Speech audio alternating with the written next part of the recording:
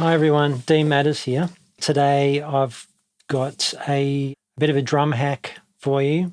I stumbled on the idea from seeing another drummer from Wilco, Glenn Kosh, I think his name is. He did a performance with a snare drum, well, a whole kit, but a snare drum with a modified snare head where he put springs in the head, and I've done that today. So it's not a major project. I'm just going to basically show you how I put the springs into the head, and you can do it yourself. Have a muck around, have fun. That's all. That's what it was about for me. It's like I'm just going to see what this is like to do this, and it turned out really well. This is my journey on how I put it together. All right, so I just started out with an old Remo Ambassador drum head, a 14-inch snare drum head, and I marked 2 semicircles on it. There was no real dimensions I was going by. I just wanted to have basically 2 segments of the snare head where I was going to have varied lengths of the different springs that I had. So I just heated up the soldering iron and pushed it through just like that. And I thought that was a pretty easy way to do it because it makes the hole really clean and not risk tearing the drum head. If you were just to push a sharp object through the head, it really could tear. I had a whole bunch of different springs, different lengths, different types, compression springs and expansion springs. Expansion springs are probably the best because they're the ones that pull apart. So things that you might find on door retractors and things like that. They're the ones that really spring back to position really fast. They're the best ones. So they're the ones that I've found were the best. I'm sure any hardware store would have a variety of springs you can choose from. I'd recommend getting a whole bunch of different length ones. And I was putting the short springs into the front semicircle of the snare drum skin and the longer ones towards the back. So when I was playing, I could play the short ones lower down and then reach towards the back for the longer ones. So my first step was to push, or basically make sure that the spring end is long enough to push through the hole, and I was basically winding the spring onto the head.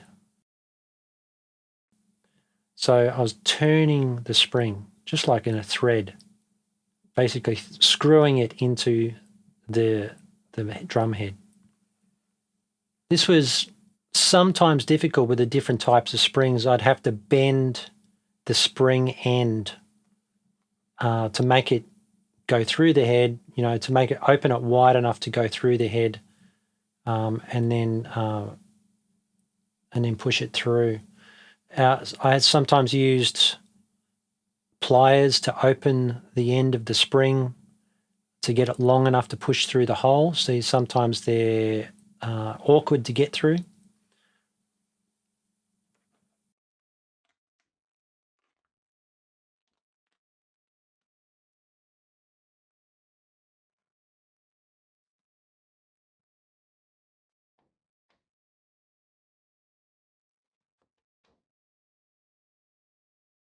And with other ones, I cut the end off to help get it through the drum head. So it's just a matter of pushing it through the drum head, whether and it depends on what's on the end of the spring. Push it through and wind it on, like clockwise, wind it on.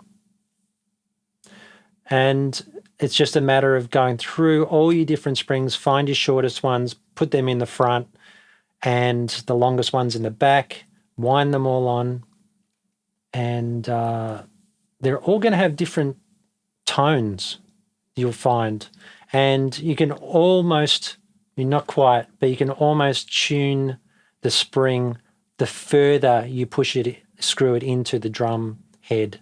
So the shorter it goes down, the higher the tone will be. So the longer the spring, the lower the tone. The shorter the spring, the higher the tone.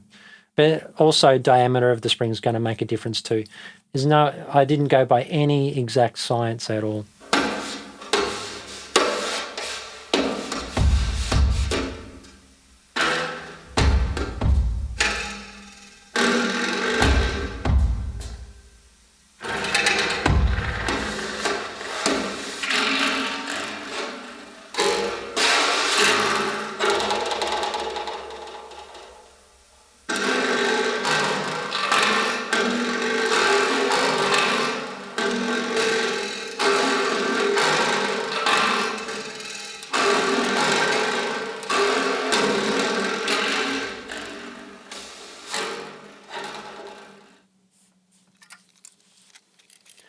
So once you've got all your springs in the drum head, take your other one off, put this one on, tension it up.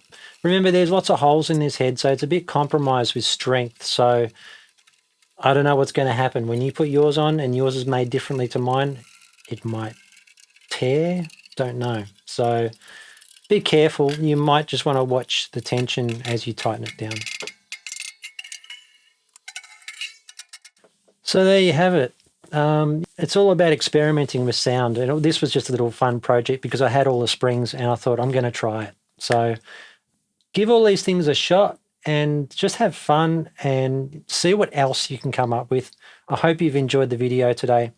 Please leave a comment, subscribe, like the video, hit the notification bell so you know when my next video is up online, and I will see you next time.